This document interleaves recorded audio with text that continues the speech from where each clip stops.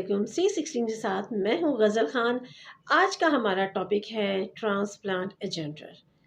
जी नाज़रीन, ट्रांसप्लांट एजेंडर क्या चीज़ है, इसके बारे में हम में से किसी को कुछ पता नहीं। मैंने नेट पे बेशुमार इसके मुतालिक वीडियोस देखी हैं।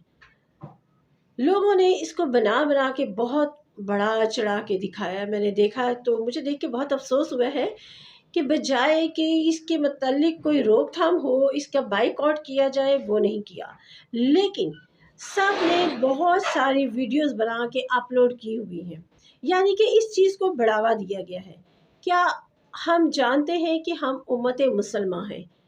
जब हमारे यहाँ बच्चे की विलादत होती है तो हम स्पेशली जल्दी से मौलवी साहब को बुला के या घर के किसी बड़े को बुला के उसके कान में अजान देते हैं, ताकि हम अपने बच्चे को जल्दी से मुसलमान कर लें। और जब 5-6 साल का होता है तो हमें फ़िक्र होती है उसको हम सपारा पढ़ाएं, ताकि हमारे मजहबी लेवल का कोई भी ऐसा रुकन या टाइम ना वेस्ट हो। हम अपने बच्चे को जल्द से जल्द अपने इस्लामिक ढांचे में ढाल लें, ताकि बच्चा जल्दी से इस्लामी मामलात और तर्ज ज़िंदगी को अख्तियार करे। हम उसको चाहते हैं कि हम आगे से आगे बढ़ें और अपने न्यू आने वाली जनरेशन को अपने बच्चों की तर्ज अमल इस्लामी तरीके से गुजारने की कोशिश करें। बेशक हम मॉडर्न हैं, मॉडर्निज्म ज़माने में रहते हैं, उसके बावजूद भी हमारा कल्चर जो है ना, वो हमें इस चीज़ की इजाज़त कतई नहीं देता। हम जितने भी सूट बूट पहने, मॉडर्न हो जाए, फैशन करें, लेकिन हमारा जो रहन सहन है वो इस्लामिक तरीके से ही चलता है। लोगों का जो स्टार्ट होता है ज़िंदगी का, वो इस्लामिक तर्ज से चलता है। जब ये सब चलता है तो हम अपने इर्द गिर्द के माहौल को क्यों नहीं देखते? क्या लोग भूल चुके हैं कुरान पाक की तालीमात को? हज़रत लूत अलैहिस्सलाम के मुतालिक सबको पता है, उनकी कौम का क्या हशर हुआ ये भी सबको पता है।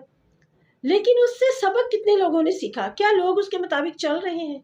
फिर ऊपर से ये एक कानून आ गया है जी, इसका बिल पास किया गया है ट्रांसप्लांट एजेंडर का। इसकी अब क्या ज़रूरत थी?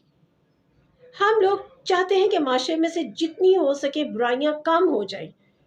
अगर इस तरह की चीज़ें होंगी तो हम पर जो अजाब आते हैं उसमें कोई टेंशन वाली बात तो नहीं, क्योंकि जो हमने किया है उसकी सज़ा तो हमें भुगतनी चाहिए। फिर कभी सैलाब आ जाते हैं, कभी बीमारियां आ जाती हैं, कभी कोरोना आ जाता है, और कभी ज़लज़ले आ जाती हैं, और कभी नागानी बीमारियों की वजह से ख़ानदान के ख़ानदान मर जाते हैं। कभी इसके बारे में सोचा किसी ने?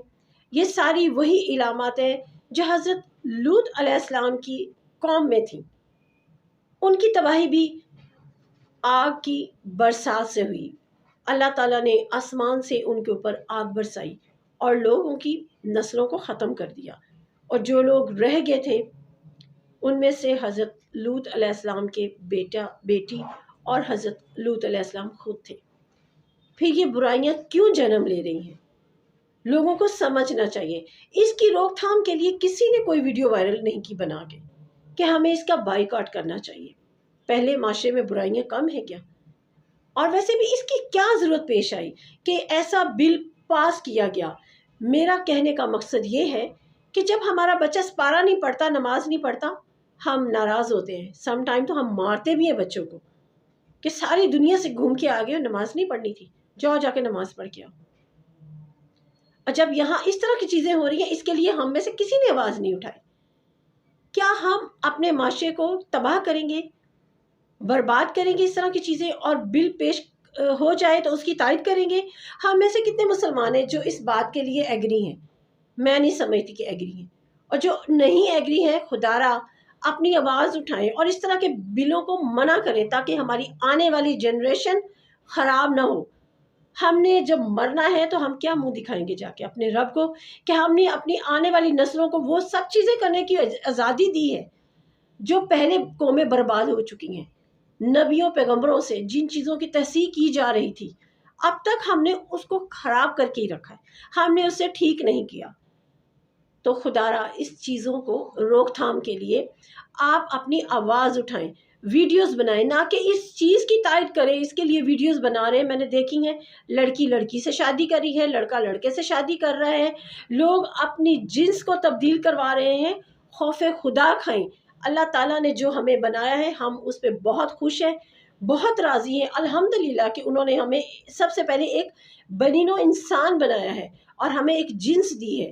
ہم خواہ مرد ہیں خواہ عورت ہیں، ہمیں شکر ادا کرنا چاہیے کہ ہم کوئی تیسری نسل میں سے نہیں ہیں، اور اگر ہم نہیں ہیں تو ہمیں اس چیز کے لیے سوچنا چاہیے.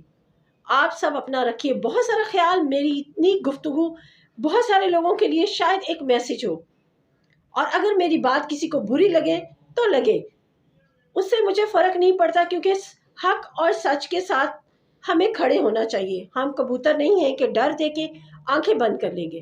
جی اپنا رکھیے گا بہت سارا خیال. انشاءاللہ ملتے ہیں ایک نئی ویڈیو اور ایک نئے میسج کے ساتھ. اللہ نگہبان.